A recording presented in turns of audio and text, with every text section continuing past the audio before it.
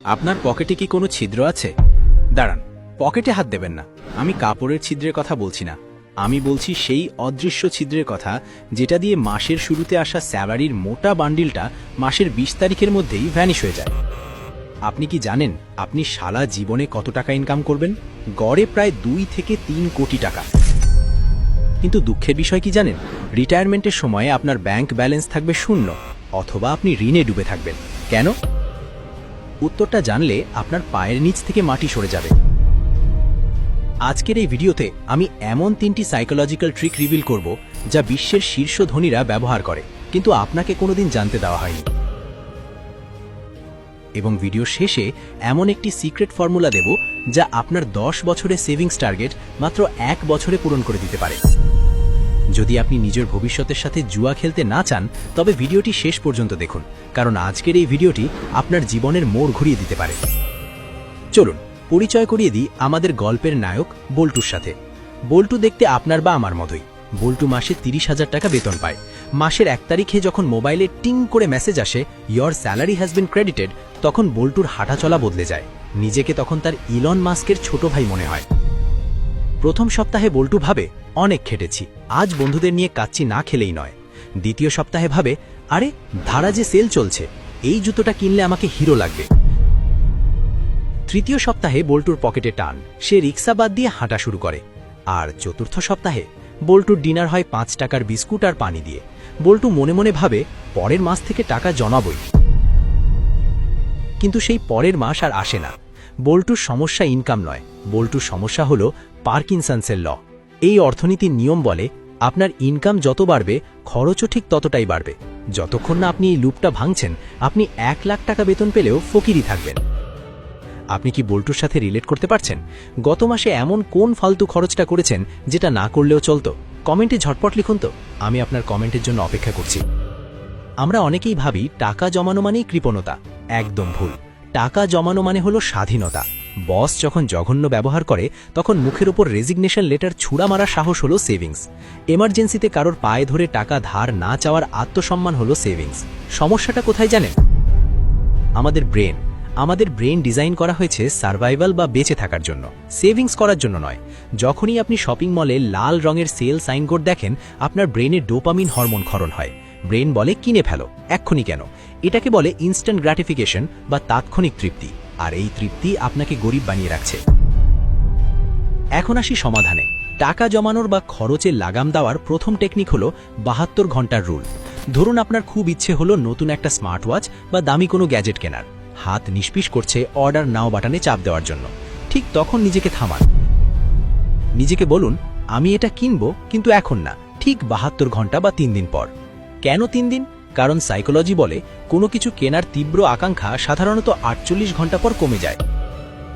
৩ দিন পর আপনি লজিক দিয়ে চিন্তা করবেন, ইমোশন দিয়ে নয়। তখন দেখবেন ৯০% সময় আপনার মনে হবে, ধুর, এটার তো দরকারই নেই। বিশ্বাস হচ্ছে না? আজকেই ট্রাই করে দেখুন, আপনার হাজার হাজার টাকা বেঁচে যাবে, গ্যারেন্টি। কাজ না হলে কমেন্টে এসে যা ইচ্ছা বলে যাবেন, আমি সব দায় মেনে নেব। দ্বিতীয় টেকনিকটি একটু অদ্ভুত কিন্তু সুপার পাওয়ারফুল। এর নাম হলো অদৃশ্য ট্যাক্স। সরকার যেমন আপনার ইনকাম থেকে জোর করে ট্যাক্স কেটে নেয় আর আপনি কিছুই করতে পারেন না, ঠিক তেমনই আপনি নিজের ওপর একটা ট্যাক্স বসান। ধরুন সেটা ১০% বা ২০%। স্যালারি পাওয়ার পর আপনার প্রথম কাজ হবে না বাড়ি ভাড়া দেওয়া না বিল দেওয়া। প্রথম কাজ হবে এই ২০% টাকা এমন একটা অ্যাকাউন্টে ট্রান্সফার করা যার কোনো ডেবিট কার্ড আপনার কাছে নেই, যার পাসওয়ার্ড আপনি মনে রাখেন না। ভাববেন আপনার স্যালারি ৩০,০০০ নয়, ২৪,০০০। বাকি ৬,০০০ টাকা চুরি হয়ে গেছে। শুনতে কঠিন লাগছে? প্রথম ৩ মাস কষ্ট হবে, কিন্তু মানুষের ধর্মই হলো মানিয়ে নেওয়া। আপনি ওই ২৪,০০০ টাকাতেই মাস চালিয়ে নেবেন, কিন্তু ব্যাকগ্রাউন্ডে আপনার একটা বিশাল টাকার পাহাড় তৈরি হতে থাকবে যা আপনি টেরও পাবেন না। আচ্ছা, ভিডিওর এই পর্যায়ে একটা সিরিয়াস প্রশ্ন করি, উত্তরটা মনে মনে দিন। যদি আজ আপনার চাকরিটা চলে যায় বা ব্যবসায় লস হয়, তাহলে জমানো টাকা দিয়ে আপনি কতদিন চলতে পারবেন? ১ মাস, ৩ মাস, নাকি কালকেই না খেয়ে থাকতে হবে? যদি উত্তর ৬ মাসের কম হয়, তাহলে বন্ধু আপনি রেড জোনে বা বিপদ সীমায় আছেন। ভিডিওটা দেখতে থাকুন, কারণ এর থেকে বের হওয়ার উপায় আমি এক্ষুনি বলছি। আমরা বড় খরচ নিয়ে টেনশন করি, কিন্তু ছোট খরচ আমাদের ডুবিয়ে দেয়। বিখ্যাত অর্থনীতিবিদ ডেভিড বাক এটাকে বলেছেন দ্য লাতে ফ্যাক্টর। ধরুন আপনি প্রতিদিন অফিস ব্রেকে ২০ টাকার চা আর ১০ টাকার একটা বিড়ি বা স্ন্যাক্স খান। দিনে ৩০ টাকা, মাসে ৯০০ টাকা, বছরে প্রায় ১১,০০০ টাকা। যদি এই টাকাটা আপনি একটা ভালো মিউচুয়াল ফান্ড বা এসআইপিতে ইনভেস্ট করতেন আর বছরে 15% রিটার্ন পেতেন, 30 বছর পর ওই তুচ্ছ 30 টাকাই হয়ে যেত প্রায় 50 লক্ষ টাকা। অবাক হচ্ছেন? একেই বলে কম্পাউন্ড ইন্টারেস্ট বা চক্রবৃদ্ধি মুনাফার জাদু। তবে টাকা জমিয়ে ব্যাংকে ফেলে রাখলে কিন্তু লাভ নেই। কোথায় টাকা রাখলে সবথেকে বেশি রিটার্ন পাবেন তা জানতে ওপরের আই বাটনের ভিডিওটি দেখে নিন। আইনস্টাইন এটাকে বিশ্বের অষ্টম আশ্চর্য বলেছেন, অথচ আমরা এই টাকাটা ধোঁয়া বানিয়ে উড়িয়ে দিচ্ছি। আমি বলছি না আপনি চা খাওয়া ছেড়ে দিন, আমি বলছি হিসেবটা বুঝুন। ছোট ছোট ছিদ্রই কিন্তু বড় জাহাজ ডুবিয়ে দেয়।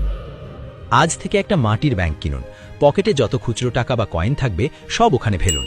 বছর শেষে ওটা ভেঙে দেখুন, ওটা দিয়ে হয়তো আপনার একটা ইন্স্যুরেন্স প্রিমিয়াম বা ফ্যামিলি ট্যুর হয়ে যাবে। আপনাদের জন্য একটা চ্যালেঞ্জ আছে, এটার নাম হলো 21 ডেজ সন্ন্যাসী চ্যালেঞ্জ। আগামী 21 দিন আপনি শুধু নিড বা প্রয়োজনে খরচ করবেন, যেমন খাওয়া, ভাড়া, ওষুধ বা যাতায়াত। এর বাইরে 1 টাকাও ওয়ান্ট বা শখে খরচ করবেন না। বন্ধু বলল চল ট্রিট দে, বলবেন না। অনলাইনে অফার দেখলেন, বলবেন না।